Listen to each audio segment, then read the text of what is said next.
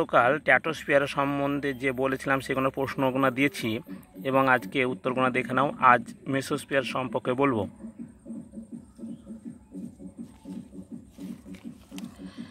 দেখো, মেসোস্ফিয়ার জানার আগে ভূপৃষ্ঠ থেকে 18 কিমির মধ্যে ট্রোপোস্ফিয়ার, 18 থেকে 50 কিমির মধ্যে স্ট্র্যাটোস্ফিয়ার, আর 50 থেকে 80 বা 90 বা 88 কিমির মধ্যে যে স্তরটা থাকে তাকে বলা হয় মেসোস্ফিয়ার।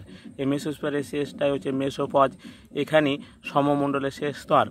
এবার মেসোস্ফিয়ারের কিছু বৈশিষ্ট্য।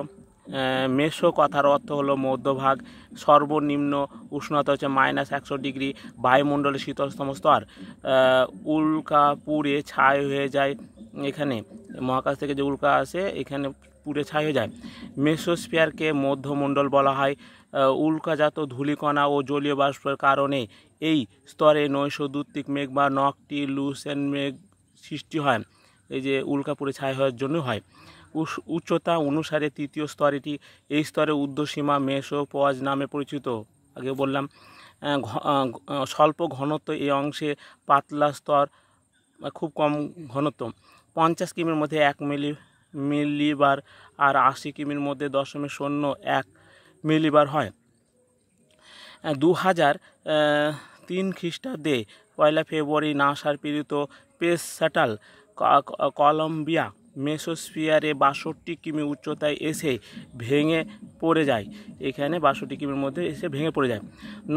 নক্টিলুসেন ল্যাটিন শব্দ, যার অর্থ রাত্রে জল জল করা।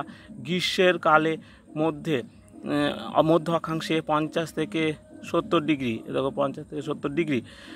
50 কিমি থেকে 80 কিমির উচ্চতায় বায়ুমণ্ডলে মেসোস্ফিয়ারের স্তরে সূর্য অস্তিত্ব সময় দৃশ্যমান বরফকণা সমৃদ্ধ পাতলা উজ্জ্বল বর্ণের সিরাস মেঘকে নৈসর্গিক মেঘ বলা হয়।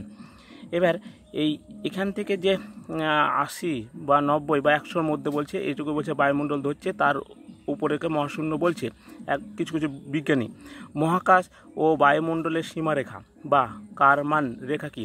পৃথিবীর বায়ুমণ্ডলে যেখানে শেষ হয়েছে সেখানে মহাকাশ শুরু, কিন্তু পৃথিবীর বায়ুমণ্ডল কোথায় শেষ হয়েছে? পদার্থবিজ্ঞানী থিওডর ভন কারমান বলেন, ভূপৃষ্ঠের 100 কিমি উপরে বায়ুমণ্ডল এতটাই পাতলা যে এই রেখার ঊর্ধ্ব অংশকে মহাকাশ ধরা হয়। যেখানে বায়ুমণ্ডলে ঘনত্ব, বায়ুর ওজন মাত্র 0.403%, একে কি বায়ুমণ্ডল বলা যায়?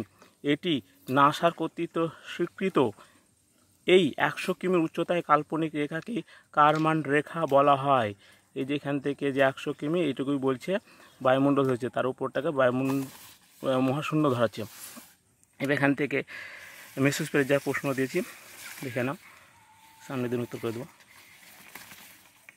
আজ এটুকুই।